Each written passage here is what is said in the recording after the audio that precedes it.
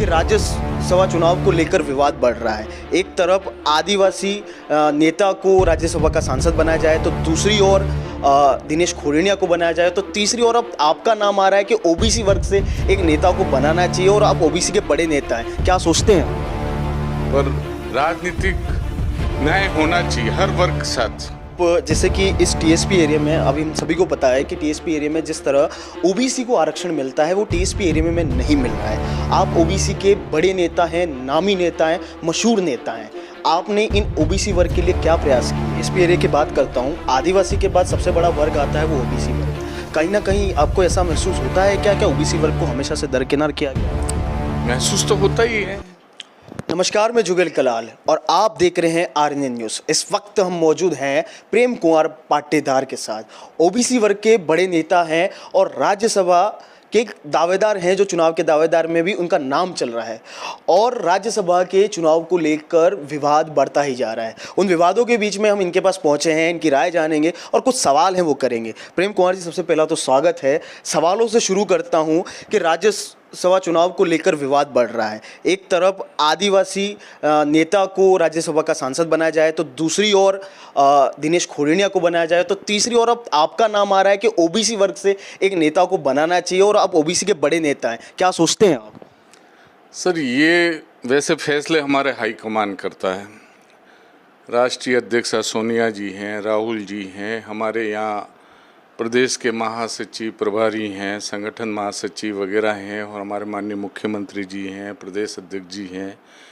पूरा फीडबैक लेके इसके फैसले करते हैं कि भाई किस वर्ग से राज्यसभा का सदस्य पार्टी तय करे। इसमें ठीक है, हर क्षेत्र से, हर वर्ग से लोग चाहते हैं कि भाई अपना अपना उम्मीदवार चाहते हैं, मांग भी करते हैं।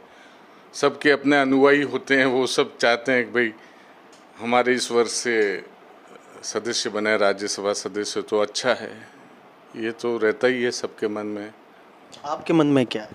मेरे मन में ऐसी कोई महत्वाकांक्षा नहीं है। वैसे अगर मौका मिलेगा तो मिले तो मैं भी लंबे समय से पार्टी का कार्यकर्ता रहा हूँ, धरातल लेवल का, ज़मीन लेवल का बहुत काम किए हैं। मैं 20 साल जिला परिषद में रहा हूँ, 15 साल उप जिला प्रमुख रहा हूँ, ओबीसी वर्ग का प्रदेश का संयोजक रहा हूँ। बहुत पार्टी के लिए, संगठन के लिए बहुत काम किया है और हर दृष्टि से जो ओबीसी को राजनीतिक न्याय मिलना चाहिए। लंबे समय से इस टीएसपी क्षेत्र में, आदिवासी अंचल में ओबीसी को अवसर नहीं मिला है, तो मिले तो अच्छा है। मेरे से अलावा भी कोई भी किसी भी कार्यकर्ता को मिले, पर राजनीतिक न्याय होना चाहिए हर वर्ग के साथ। जैसे कि इस टीएसपी एरिया में अभी हम सभी को पता है कि टीएसपी एरिया में जिस तरह ओबीसी को आरक्षण मिलता है वो टीएसपी एरिया में नहीं मिल रहा है।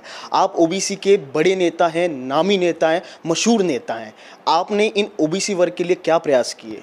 मैंने सर समय समय पर माननीय मुख्यमंत्री जी को चिट्ठियों के द्वारा अवगत कराया, व्यक्तिगत भी मैं मिला हूँ और हमारे जो राष्ट्रीय महासचिव हैं अजय माखन साहब, उनको भी मैं व्यक्तिगत मिल के ये जो टीएसपी क्षेत्र में ओबीसी की जो आरक्षण संबंधी समस्याएं हैं, जो लाभ ने उनको अवगत कराया और उनको मैंने कई बार कहा है इस संबंध में, प्रदेश अध्यक्ष जी को भी कहा है कि सर ये वाजिब संवैधानिक मांग है, उसको लाभ ओबीसी को मिलना चाहिए टीएसपी क्षेत्र में।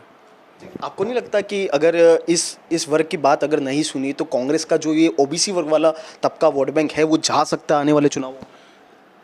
बिल्कुल सर, ये संवैधानिक व्यवस्थाएं हैं, पूरे राजस्थान में हैं, देश में हैं और इस टीएसपी क्षेत्र में अगर इसका लाभ नहीं मिलता है ओबीसी वर्ग को तो आक्रोश तो है ही। और आज जागरूकता बढ़ी है, युवाओं भी जागरूक हैं और इस कंपटीशन युग में हर वर्ग का बच्चा चाहता है कि मुझे हर दृष्टि से जो लाभ संवैधानिक व्यवस्था है उसका लाभ मिले। और ये बहुत बड़ा समुदाय है इस संभाग में, टीएसपी क्षेत्र में आदिवासी बाहुल्य, जनजाति बाहुल्य है, लेकिन इसके बाद ओबीसी बहुत बड़ी जनसंख्या में इस, और ये प्रत्येक विधानसभा क्षेत्र को प्रभावित करते हैं। करीब प्रत्येक विधानसभा में 25 से 30, 35 हज़ार तक, 30 हज़ार तक वोटर्स हैं ओबीसी के, तो ये प्रभाव तो पड़ सकता है पॉलिटिकल। अभी देखा जा रहा है कि टीएसपी एरिया में जो जिला अध्यक्ष हैं कांग्रेस की तरफ से, वो सारे जनरल कैटेगरी के हैं। आप भी कांग्रेस से ताल्लुका रखते हैं, क्या आपको नहीं लगता कि ओबीसी वर्ग के को दरकिनार किया जा रहा है? मैंने सर बताया नहीं, ये सब हाईकमान के फैसले हैं। इनको फीडबैक लेके जो भी नियुक्ति करनी है या जो भी चयन करना वो उनके हाथ में है। हम हमारी बात पहुंचा सकते हैं पर फैसले तो वही लोग आप करेंगे। ओबीसी नेता है, आपके मन में क्या है?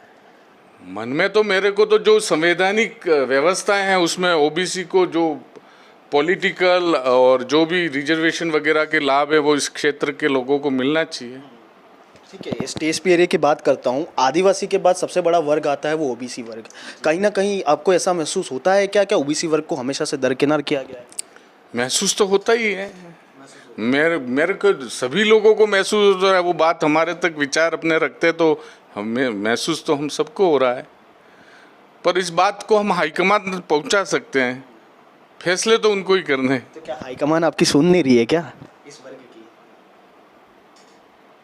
सुने नहीं सुने, वक्त पे सुनेंगे तो अच्छा है। हमारे साथ मौजूद थे प्रेम कुमार जी पाटीदार। उनसे सवाल किए, उन्होंने बहुत कॉम्प्लिकेटेड जवाब दिए। या तो ये कह लें कि वो खुलकर कुछ कहना नहीं चाहते हैं, या तो उनका व्यक्तित्व ऐसा है, या फिर दबाव हो, जो भी हो। लेकिन हमने सवाल ज़रूर किए हैं।